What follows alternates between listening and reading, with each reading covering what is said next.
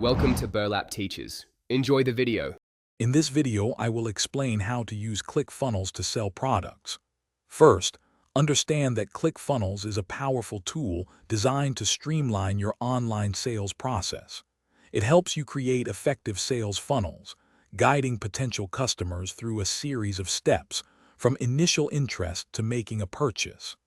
This platform simplifies the technical aspects, allowing you to focus on your product and marketing strategy. We will cover the essential steps to get your products selling quickly.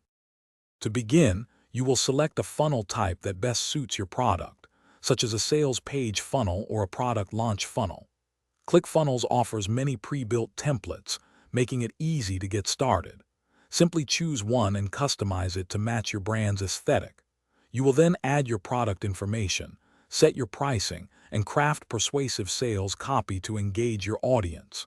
This step is crucial for capturing attention and driving interest.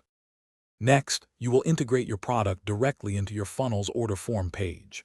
ClickFunnels supports various payment gateways, such as Stripe and PayPal, ensuring secure and seamless transactions for your customers.